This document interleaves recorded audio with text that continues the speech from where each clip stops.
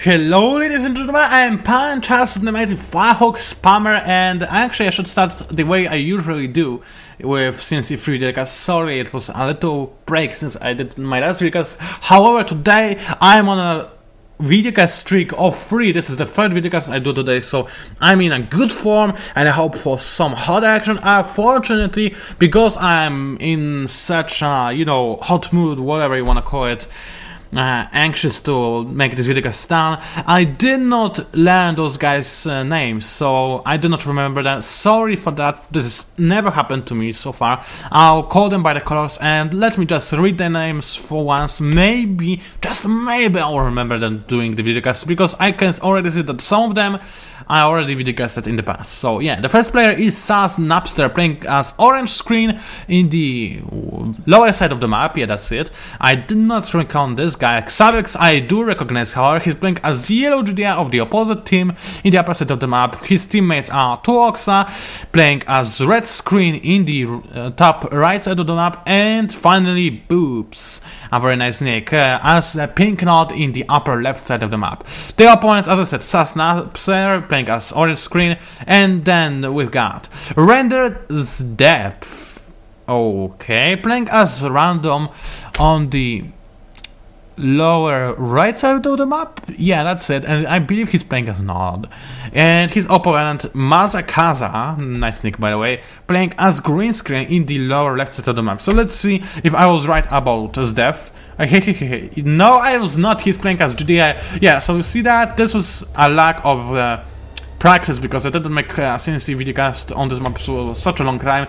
I no longer remember the pixels on the minimap, but it's okay, I'll get the practice done again. I just, my lab just got a little bit more tense and I have less time, but I will never fail to make those videocasts for you guys. I really love you, and I love those videocasts, and I'm being too lovely so far, so I'll just be quiet for a minute and see what goes on. So as you can see, Tuoxa is going for standard Foundry build order, and he has placed this sector in a very weird place, but I believe that he's simply going to use it in order to he's going to use it to expand onto this area, so he's got an access to both of those green Tiberium fields, while he's also expanding with his Explorer to this middle ground Tiberium field. So this is a very tricky situation. He's going to have a lot of economic problems early on, and actually look at this trick. I really like what he did there. He had just enough build radius to pop his tier 2 right away, and apparently he's going for the air spawn, because I think that this is what is going to happen. Just predicting, I did not watch tier play yet, of course, but I think he's going to do that because he got such an airy tier 2. And as you can see, nobody is doing any serious scouting so far. People are just securing those central areas of the map that, for whatever reason, are usually not being fought over, and this is a real shame, because this area can actually be a key. It really can. But whatever, I'll not complain about this. We are just simply going to see the battle, and apparently there is an explorer being shot in its face by a group of physical rifleman squads. Sorry for this mistake. And apparently this explorer is not going to explore anything, it's just running in circles, doing nothing, because look at this. What was this guy's nick? It was some Napster. Okay, that was Napster. Napster then can already build a lot here, because there is a drone platform standing ready, and this is his allies' drone platform, so it can do whatever it wants just to create his units over here. So as you can see, the top team already got both of those top green Tiberium fields, which is always a nice thing, while the bottom team did not do so yet. They just start to expand, and they did go for the, non-safe expansion first, which might be a nice idea. I'm not sure if I prefer any of those ways. It depends from the place where I start. And as you can see, yeah, I was right, there is an air involved, and there's already tier 3 from Oxa, so he's going for an airy high-tech air opponent from by screen. And while this is happening, Xavix is doing nothing except for getting into tier 3, so I bet he's going for tier 3, because there's no reason for tier 2. Yeah, there we go, tier 3 on its way, and actually it is here already. And a little bit of pitbull harassment. Actually, this is a little bit more than a little bit, but yeah, we're going to see some pitbull harassment. And also, as you can see, Xavix, no, not Xavix, who's this guy, Napster. Napster is already harassing Tuoxa, who, as you can see, is already trying to expand into the arguable Tiberium field. As you can see, he already got his tier 3 defense on the battlefield that is shooting the crap out of those units, and it is going to overpower everything that we could see over here. Those Devotex really need to eat their dinner right now and get some Tiberium, and I think that this is a little bit too quiet now. That should be better. You should actually hear something. Well, at least I hope so.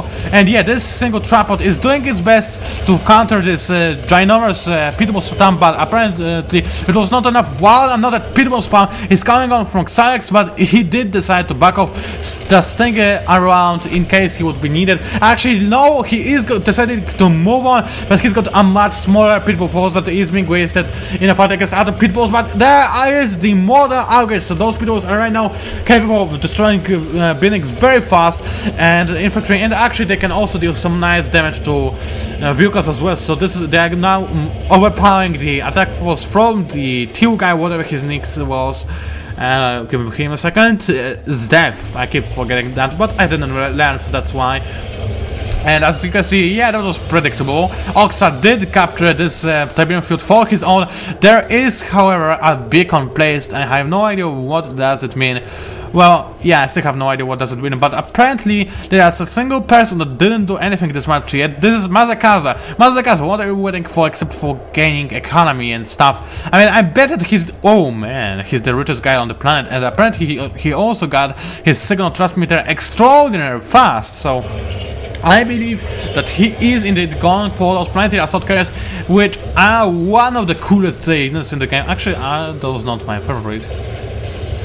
I mean, of course, besides Firehawks, because Firehawks are my favorite of all time, but besides, I think besides Firehawks, I can't decide if I prefer tripods or planetary assault carriers. I think planetary assault carriers simply because they are flank, and everything that is flank is a little bit more similar to Firehawks, and everything that is more similar to Firehawks is just that way cooler.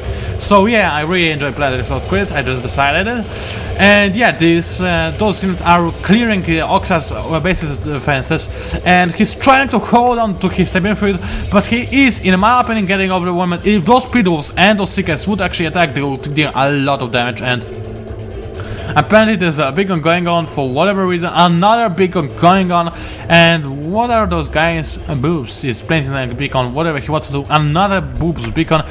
Oh yes, he's asking Oxa to place the growth accelerators onto the Tiberium fields, that's what's happening.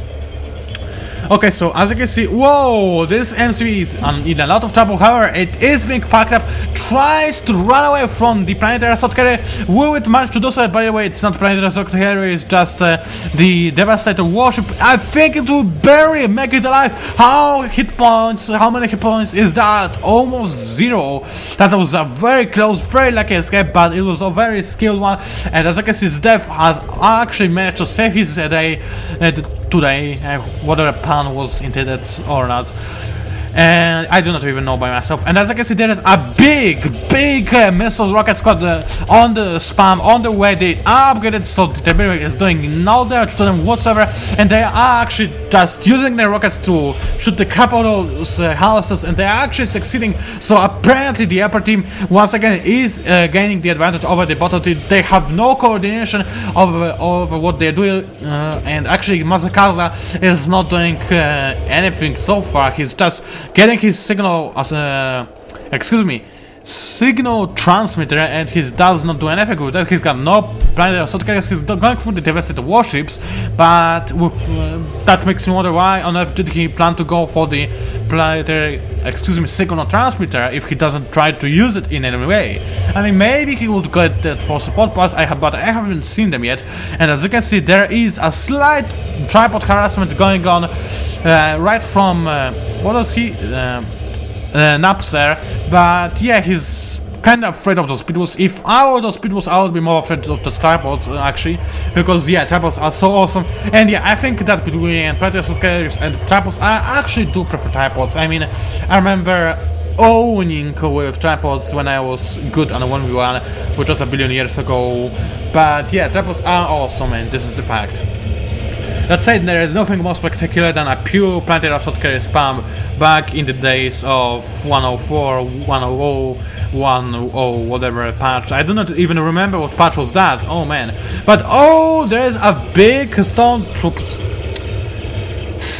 Rider spam. Sorry for that. I think I just drank too much water and I'm all the way confused to what I say, but apparently those Stone Riders are indeed pawing all those tripods from Ox and are leaving the husks behind, and they are very capturable. However, as you can see, there is a gazillion of missile squads from Boost that's showing the Burage power in destroying the base of PACZASU. So PACZASU was doing all he can to just spam those Storm Riders, but apparently it was not such a brilliant idea after all, since he didn't do that much of a lot of damage on its own. He did destroy the tripods from Tuoxa, but I figured that this was really not as much as could happen if he would, you know, try to do something more helpful for his team. So yeah, that is in my opinion what is going bad for the team bottom so far.